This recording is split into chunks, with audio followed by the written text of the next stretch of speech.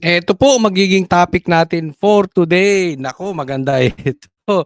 Ah, Tambi, tambaluslos, nauubusan na ng pondo. Mga vloggers at trolls ni Tamba, di na nababayaran. At yung iba naman, nababawasan na ang bayad. Nako, Trillanes, bayad din ni Tambi, nasa payroll. Ay, pag-uusapan natin yan. Di umano. Kailangan may ganon.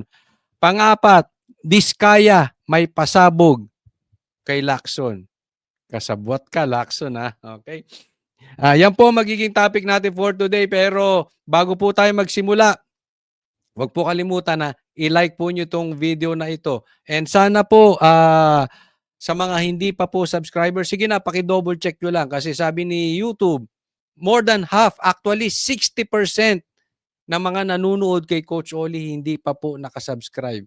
Baka naman pwede mag-subscribe kayo dito sa channel, Coach Oli News PH. Okay? Hindi na po natin tatagalin. Diretso na tayo agad sa ating topic dahil kay Coach Oli, bida ang balita. Okay, pag-usapan natin yan. Matindi yan. Itong patungkol sa mga nauubusan na ng pondo si Tambi. Okay? Dito muna tayo. Dito. Importante ito kasi balitang-balita na may lalabas na warrant of arrest kay Bato at kay Senator Bongo ng ICC pero next year pa. Bakit next year pa? Bakit hindi mo na pahuli ngayon, taon na ito? Ha? Trillanes, total ikaw ang author ng ICC scandal. Ikaw ang bumulong niyan kay Bongbong Marcos. Ikaw ang nagtulak niyan. Sabi, di umano. So bakit hindi mo na pahuli ngayon, ipopostpone mo pa? Ito yun. Humina na kasi ang funding ni Trillanes dahil lumayas na si Saldico at hindi na speaker si Romualdez. Kaya postpone na naman niya ang ICC warrant. So sa madaling salita, bayaran ng flood control project etong si Trillanes. Kung susundan ko yung sinasabi ni Bato, ha? Oh. Kaya daw hindi niya na itutuloy kasi po may mga style ang mga politiko na ganito. 'Di ba?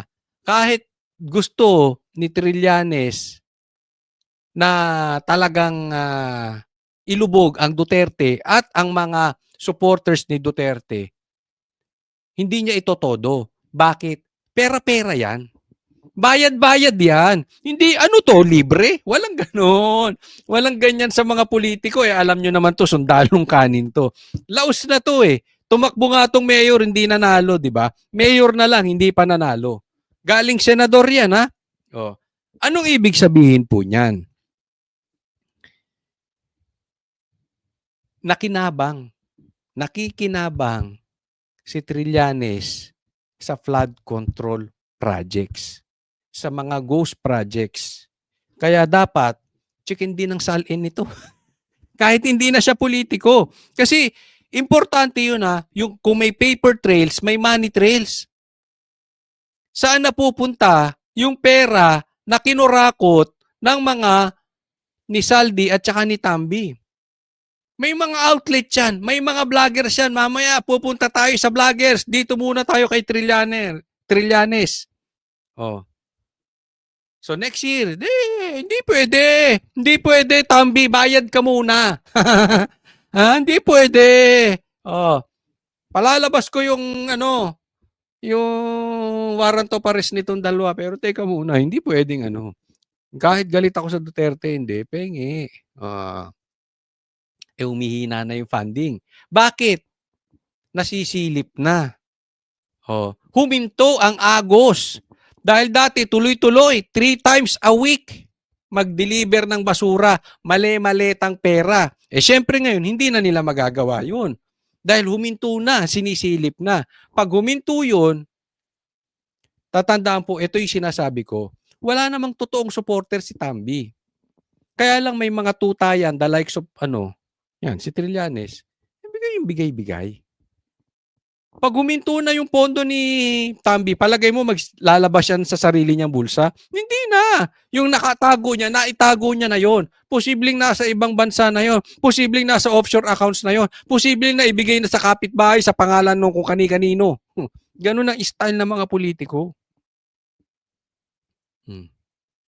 So antay. Antay.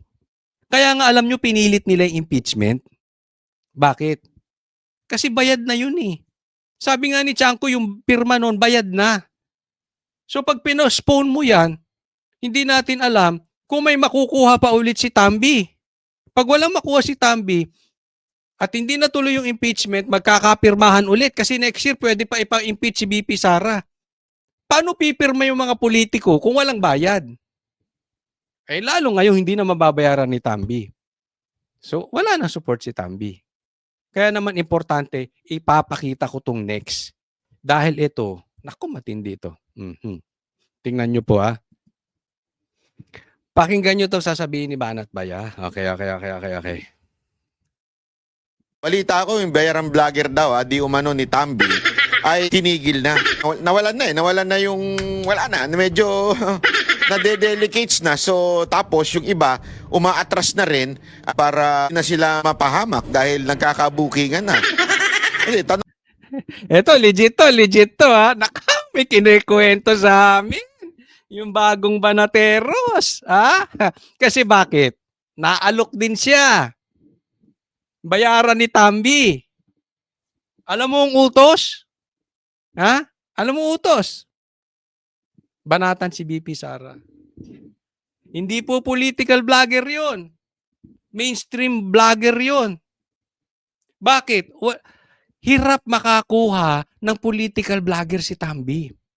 Kasi mahirap talaga ipagtanggol. Kung ikaw ay nakakaunawa ng politika, para ka nag-suicide. Ewan ko ba, Magno, tuloy-tuloy ba bayad sa'yo? Sabi bayad ka rin daw. Sabi lang, hindi ko alam. Totoo ba? Ako nagtatanong lang, huwag ka magagalit. Totoo ba, nahinto na rin sa'yo? O tuloy-tuloy lang din sa'yo, Magno? Tanong lang naman, tanong lang. Pakisagot. Nahinto na ba o tuloy-tuloy pa rin? Tanong lang naman, tanong lang. But anyway, inalok. Alam nyo ba, yung alok doon sa bagong vlogger, bagong kasama naming Banateros, nung 3 pa lang kami, si Banat Bay, ako, tsaka si Boss Dada, inoferan din to si Banat Bay. Nasa vlog niya naman yun eh. So kaya ikikwento ko na. So siya sisihin nyo, si Banat Bay, si Banat Bay, demanda nyo. Pero nasa vlog ngayon, nadinig ko. Kasi alam namin yon, pero hindi ko alam kung binablog niya. Narinig ko. So sasabihin ko na, inalok din yan. Maaring hindi si Tambi ang nag-aalok. Okay? May ibang nag-aalok in his behalf. Okay? Ganun ang katakaran. Parang flood control. Hindi naman magsasabi yan na talagang mag-a-appear yan si Tambi na sa kanya i-deliver pera. Hindi. Merong middleman yan. Hindi sisipot yan. Ganun ang mga style. Well, anyway, naalok si Banat Bay para sa Banateros. Malaki po. Malaki. Kahit di na kami mag-vlog. Kahit wala na. Doble pa. Doble, triple. Malaki po. Pahinga na. Buwan-buwan. Anong sabi? Banatan lang si Sara. Nek-nek mo. Ngayon wala ng pondo. Patay. Patay kang bata ka. Yung mga mainstream vlogger, wala namang, yung iba dyan walang alam sa politika. Hindi ko man nila lahat, no? Pero hindi po kasi yan ang linya nila eh. Diba? Katulad nito, binabanggit niya si Boss Toyo. So kayo, tanungin nyo na lang si Boss Toyo. Meron ata silang na-scoop. Parang nagsisisi na. Kasi binabash ng tao. Ibash nyo lang din. Ibash nyo lang, ibash, ituloy nyo lang. Binabash na daw ng tao. Yung iba naman daw, binabash na ng tao, pero huminto pa bayad. Yan ang sinasabi ko sa inyo eh. Mga mukha kayong pera, kayong mga vloggers na yan. Hindi ko sinasabi si Boss Toyo Yung iba naman sinasabi, "Coach, trabaho lang naman 'yan, alam mo naman vlogger tayo, eh. Maka-Duterte naman ako." Oh, 'di ba? Eh, kinuha ko lang yung bayad. Tinira ko si Sara. So, 'yan ang problema mo. Nag-vlogger ka, hindi ka naman political vlogger, bumanat ka kay Sara tapos sasabihin mo Duterte ka, wala kang paninindigan. Eh, pera-pera ka. O, eh, di tiisin mo yung bash ng mga taong bayan kung bina-bash ka. 'Di ba? Simple lang yun, eh. Kinita mo naman yan, eh. Parang yung flood control projects, 'di ba? Nagpasasa naman yung anak niyo, kumakain ng daang libo. Eh, ma-bash kayo ngayon, kasalanan niyo 'yan. Oh, 'di ba? Ah. Tanong natin kay Boss Toyo. Boss Toyo, yung mga nakikinig dito na kilala ho si Boss Toyo, pwede ho bang pakitanong? Ako, tanong lang naman. Oh, tanungin niyo raw si Boss Toyo, ha? Itinigil Oh. na ba sa inyo ang papala? Itanong nyo lang. Wala nang bayad. Kaya alam niyo, yan ang sinasabi ko, eh, do'n sa vlog ko kani-kanina lang. Ha? Nag-vlog ako kanina, kung hindi niyo napanood, importante panoorin niyo 'yon. Pati sa house, hindi lang kay Trillanes, pati sa house, unti-unti na magbabaliktaran 'yan. Bakit? Wala ng pondo. Wala na, eh. 'Pag ang loyalty ng tao ay nakuha mo lang dahil sa pera-pera, bigyan ko kayo halimbawa. Halimbawa, babae. Yung babae, 'pag gusto ka niyan, gusto ka niyan, 'di ba? Pero 'pag ginusto ka lang ng babae dahil sa pera mo, asahan mo, 'pag alis ng pera mo kasamang aalis 'yan. Gano'n pong nangyayari kay Tambi ngayon. Pero 'pag yung babae talagang hinabol-habol ka niyan, kahit wala kang pera hahabulin ka niyan, 'di ba? Yun yung legit, eh. Tama ba ako mga kababaihan?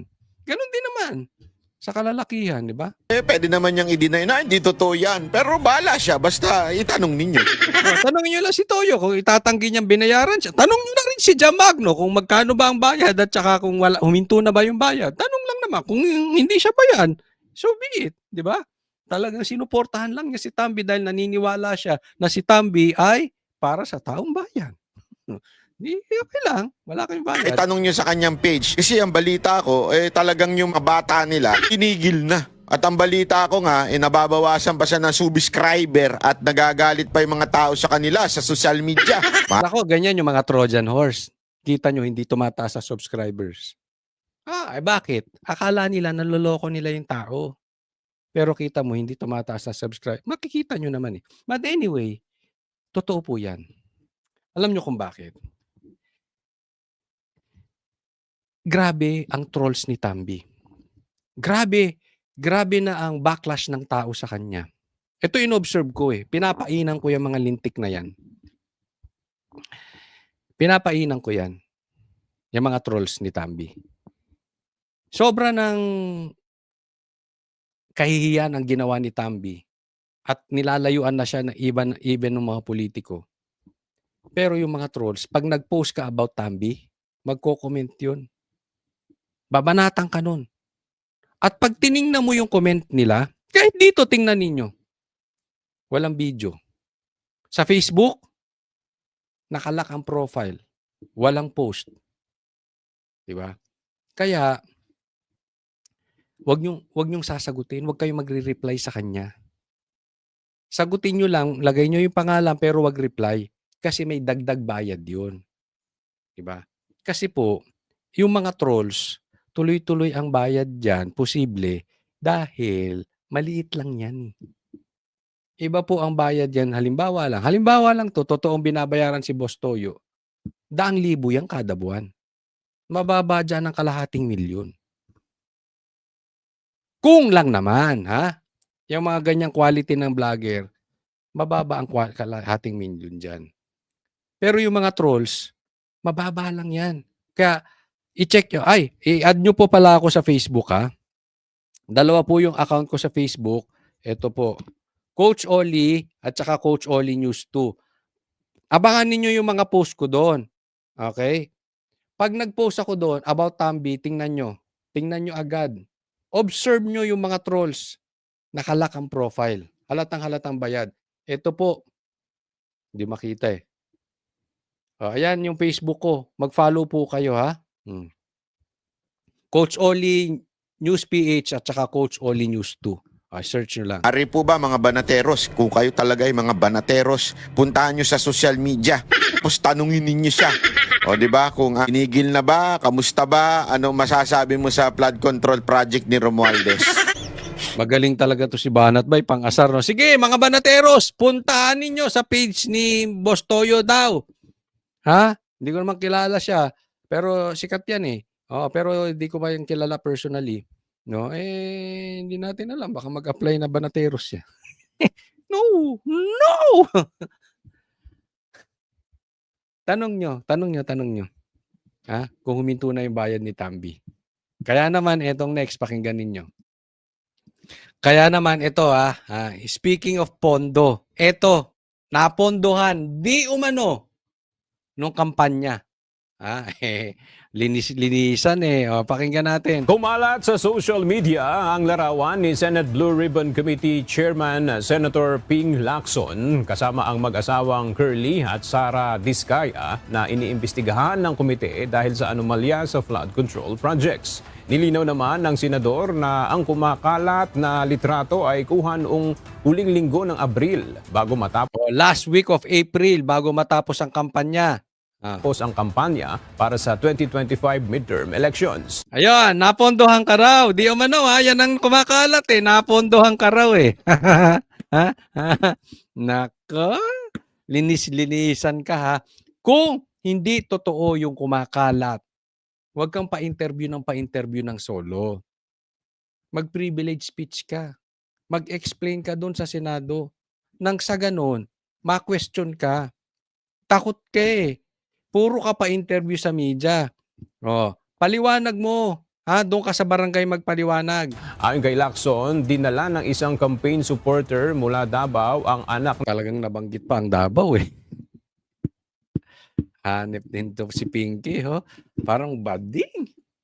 Kailangan laging may pitik. Ng mag-asawa sa kanyang opisina upang imbitahan siya sa isang rally. Ngunit tinanggihan niya ito. Giit ng senador, ito na ang una at tanging pagkakataon na nakatagpo niya ang pamilya Diskaya sa labas ng Blue Ribbon Committee hearing. Ayun. Nagkaroon ng picture, 'di ba? Ganyan din ang issue 'di ba? Sinabi ni Lacson at saka si Tito Soto na meron daw pumasok na kontraktor sa Senado at pumunta sa opisina ng isang senador.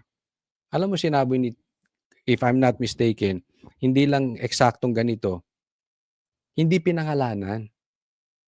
Paduda. Itong kontraktor na ito nagpunta sa Senado at nakipagkita at nagpunta doon sa opisina ng isang senador. Hindi pinangalanan. So, lumalabas talaga, ito yung ini-explain ni Chis Escudero. Naniniligaw. Pinag-aaway ang mga senador. Imbis na napupunta ang pag-iimbestiga sa Kamara, since doon ang talagang problema kay Saldi at saka kay Tambi, ando doon maraming involved sa flood control projects. Itong si Pinky, parang natutuwa na ang tuon ng publiko ay nasa Senado. Puro Senado ng Senado. Pagdating kay Tambi tsaka kay Saldi, hindi niya magalaw-galaw. No, may lumabas na pumunta na naalala niyo may pumunta sa Senado na kontraktor. Paduda. Bakit? Yan ang gusto nilang palabasin sa media. Masira, di umano ang Senado para malihis tayo sa totoong usapin. Ito nangyari sa kanya. Dahil sa isang CCTV nakuha, yung pinuntahan naman pala noon, kasamahan nila. Sino? Pumunta sa opisina tong kontraktor na to, sa kasamahan nila, sa opisina ni Erwin Tulfo. Naalala nyo? Ngayon, ikaw naman ang nakuha na ng picture. Di ba? Ngayon, ang tanong, kanino galing yung picture? Bakit lumabas? Baka kay Diskaya mismo. Di ba? O baka may mga galit na sa yung senador.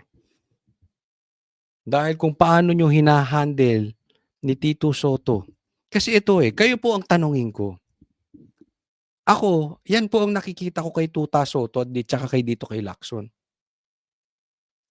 Parang dinadivert nila ang usapin ng flood control projects, ang gusto nilang masisi ng buong Pilipinas, ng taong bayan, ang mga senador.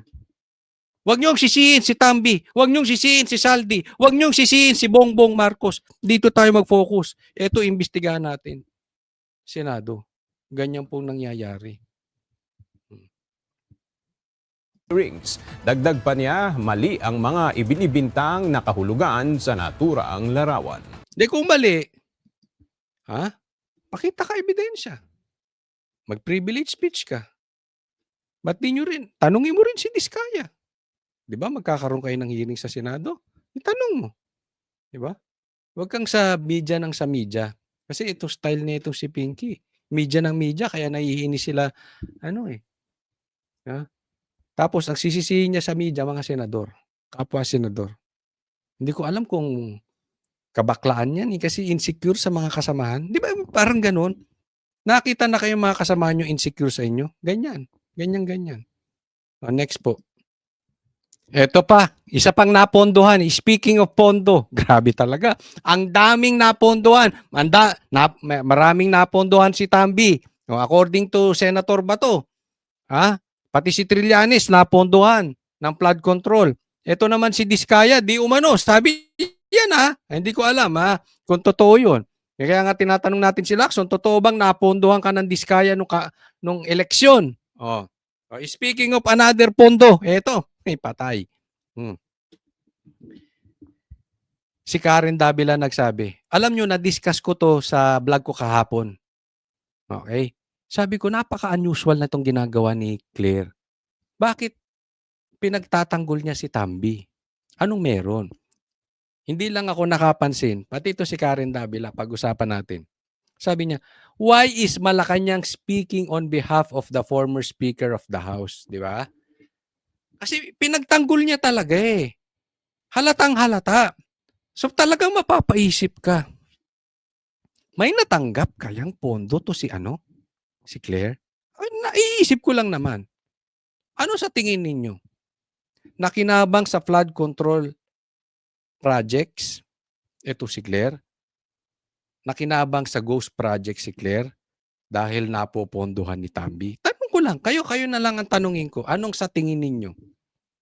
Kasi bakit niya ipagtatanggol?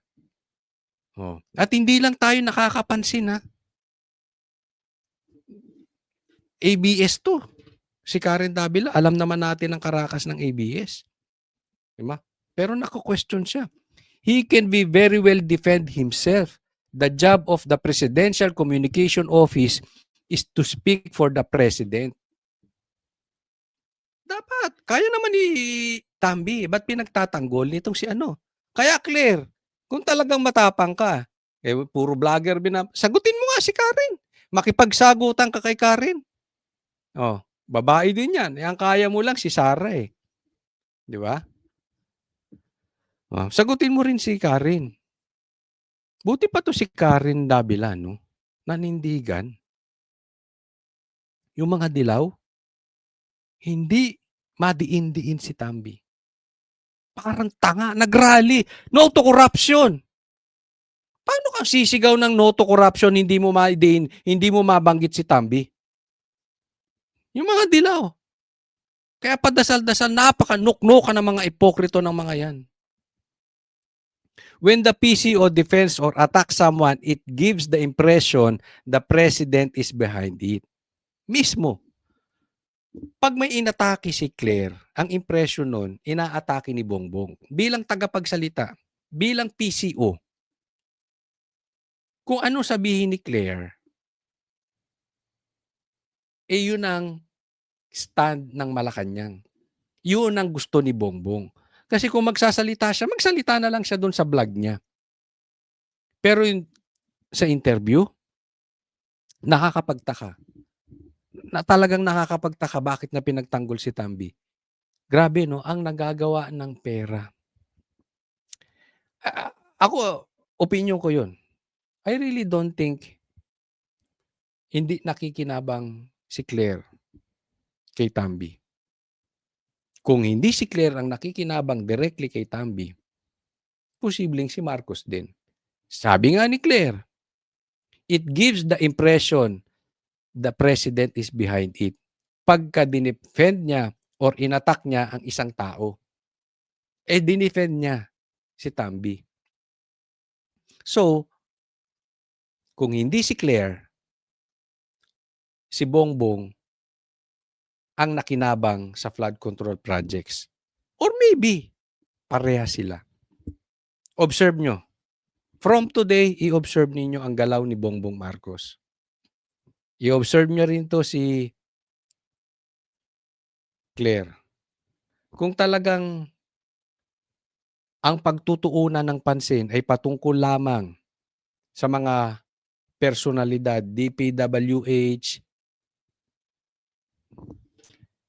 contractor, walang kwenta yung pag-iimbestiga ni Bongbong. Dapat mag-resign na siya dahil kitang-kita na meron silang mga pinagtatakpang tao. Tingnan nyo po ito. Ito yung sinasabi ko. Importante makita nyo po ito. Kasi nakikita na natin yung galawan eh. Isasama na po ng Department of Justice ang ilang miyembro ng Pamilya Villar sa investigasyon nito sa mga flood control project sa Las Piñas. At nakatutok si Salima Refran. May 5 taong umupo bilang kalihim ng Department of Public Works and Highways si Senador Mark Villar noong Duterte administration. Sabi ngayon ni Justice Secretary Jesus Crispin Remulla, mula daw nung panahong yun, nakuha ng pinsan niyang buo ang mga kontrata sa infrastructure project sa Las Piñas, ang balwarte ng kanyang pamilya. Because of that prohibited interest with his cousin being the contractor in Las Piñas. Mga sir, gano'ng Kaya kita nyo ha? Shoot sa banga yung mga pinagsasabi ni Chis Escudero eh.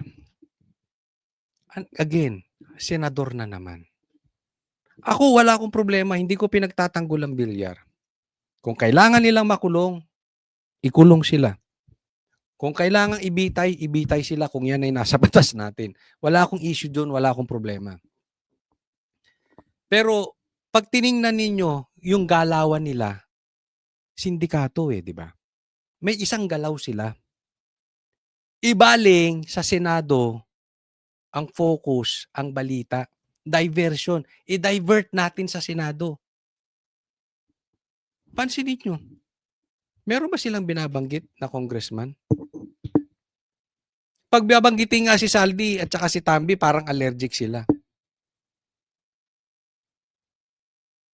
Hindi lang si Boying pati yung mga senador. Yung mga tuta dyan sa Senado. Pero pagdating sa balita, puro senador, puro senador. Hindi ko sinasabing malilinis tong senador na to. Ang punto po natin, yung optics, yung diversion, kung saan nila gusto mapunta ang balita. Diba? Senador na naman. 18 billion worth of projects. Billion. Nagbabanggit siya ng numero. Ba't hindi nyo magawa yan kay Saldi? Hindi nyo magawa yan kay Tambi. Di ba? 18.5 ang sabi sa report. But we have to flesh it out. Sabi ni Remulla, hindi lang daw limitado sa flood control projects ang napunta sa pinsan ni Villar. Lahat ng klaseng project yan. Whatever, ano man maisip mo, yun na yun. Kasama yan, lahat, in the menu. From school buildings to roads to asphalt overlay to revetments, lahat yan kasama yan.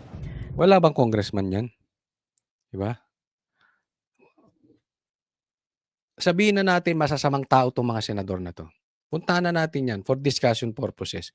Pero kung walang maiimbestigahan na Congress, mga congressman, ibig sabihin, lahat sila tuta ni Tambi. Kasi yung mga congressman naman, siyempre, under yan ni Tambi. So, hindi yan magagalaw. Diyan lang kayo. For the meantime, dito tayo sa Senado. Diba? Yan yung sinasabi ni Cheese. Porket kami ba ang kilala ng taong bayan? Sila ang sikat? senador ng senador yung binabanatan. Dinadivert sa Senado, sa mga senador, para yung usapin ng flood control hindi masyadong pumutok. At ang pag-uusapan ng tao yung mga senador kasi sila yung mga kakilala. Shoot! Na-shoot sa banga yung mga sinasabi ni Cheese. Exactly. Dahil dito, iniimbestigahan siya ngayon ng Department of Justice. And also a senator, ano yan eh, kasama yan sa relationship na hindi dapat nangyayari. Di ba? Kasi you have something to do with the, with the way that the money is involved. When you vote for a budget, kasama ka na ron. When you participate in the budgeting process, kasama ka na ron. Tapos isa pa, senador yan. Dalawa dyan senador. Okay? Alam naman natin that anytime, posibleng palitan na si Tito Soto. Dahil marami nang hindi masaya bilang Senate President si Tito Soto. So, chilling effect yan. Tatakutin itong mga bilyar na mawala ng bayag at umurong at hindi suportahan itong pagpapalit ng liderato sa Senado. Sa katunayan, lumipat na nga sila sa majority kaya napalitan si Cheese as bilang Senate President. Diba? Yan po yun. Kaya ganyan ang style nila Tambi, ganyan ang style nila Bongbong Marcos. Bubutasan ka na bubutasan. Diba? Binubutasan ngayon si Marcoleta. Imbis na natutuwa sila at nagbibigay ng witnesses, tumutulong si Marcoleta, naiinis sila. Bakit? Yung nilabas ng witness ni Marcoleta, tinuro si Tambi tsaka si Saldi. So obviously, ayaw nilang natuturo si Tambi tsaka si Saldi. Kaya sinisilipan si Marcoleta. Si Cheese ganun din. Dahil napigilan di umano ang impeachment through Cheese. So pag kumalabang ka kay Tambi tsaka kay Bongbong Marcos, sisilipan ka. Kaya nga to, inuunahan to si Villar. Oh. Tingnan natin kung may bayag tong mga bilyar. Kasama rin sa investigasyon ang kapatid ni Villar na si Senador at dating Las Piñas Ay, Representative hindi to walang bayag. Term ko lang naman yun, okay? Hindi po kabastusan yun. Ibig sabihin, walang tayo, duwag. Yun lang. Camille Villar, pati na ang inang si dating Senador Cynthia Villar. They're related interest. Isa lang sila interest nila. Isang relationship lang yan. Diba? Isang family lang yan. First degree of consanguinity to the fourth degree of consanguinity. Diba? Or third degree pa. From seeing Ang linis ni Boying, no? Ako ba, tatanong ko, wala bang bahid yung anak ni Boying? Tanong ko lang naman. Si Boying ba walang bahid ng conflict of interest? O hindi lang nasisilip kasi siya ang SOJ? Ako yung nagtatanong lang naman. Yung pinoproject ba ni Boying, tanong ko sa inyo, na malinis siya? Sadyang talaga siyang malinis? O linisan lang gaya ng mga pinklawan? siya to the contractor's third degree. Bahagi ang investigasyon sa mga Villar sa case build-up sa mahigit 60 na pong mga mambabatas na kontratista, dating kontratista o may relasyon sa mga kontratista. I don't know if that's known to them or it's just that the impunity of it all. That people don't care anymore if it's against the law because no one's going to run after them, they think. But it's something that we have to address, and we will do it. Sinusubukan ng GMA Integrated News na makuha ang panig ng mga Villar. Para Gipitan na ito. Ako, simple lang to, Boying. Pag yung investigasyon nitong si Boying, hindi natumbok si Tambi tsaka si Saldi. At nauwi lang sa mga senador o congressman o contractor. Isa pang ipokrito tong animal na ito. Kung sakali lang naman, hindi natumbok si Tambi tsaka si Saldi. Or, idinidelay hanggang sa 2028 na. Para mapiga nila ng pakinabang, baka na meron silang napapakinabangan kay Tambi. Diba? Kung hindi mapupunta ang investigasyon kay Tambi at kay Saldi sa lalong madaling panahon, hindi next year, hindi next year, ngayon, gaya nung kung gaano kayo kabilis mag-imbestiga sa Senado, lahat yung ginagawa ninyo, kaplastikan. Same thing, yung tinayo na ICI ni Bongbong Marcos, na independent na mag-iimbestiga patungkol sa flood control. Pag hindi inunang imbestigahan yung Ilocos Norte at yung Leyte, tapos iniwasan si Tambi tsaka si Saldi, fake yan. Fake. This is not an issue kung totoong may kasalanan o walang kasalanan yung mga senador. Alam natin sinong mastermind yan. So pag iniwasan si Tambi tsaka si Saldi, wala yan. Ito, may protection. Kitang-kita na natin kung anong ginagawa ni Lacson eh. 'Di ba? Imbes na sinusuportahan yung mga witnesses na may itinuturo, idinidiin pa. Kitang-kita, halatang-halata. Huwag pong kalimutan doon sa mga hindi ko pa po subscriber, mag-subscribe po kayo dito sa channel ni Coach Oli. Maraming salamat po. Sana patuloy ninyong suportahan ang aking vlog. At sana po mag-like po kayo parati. Pagpasok pa lang, i-like nyo agad. Again, nagbablog ako 2 to 4 vlogs a day. So sana masuportahan nyo, mapanood nyo ang bawat isa. Enjoy po. Maraming salamat. God bless everyone.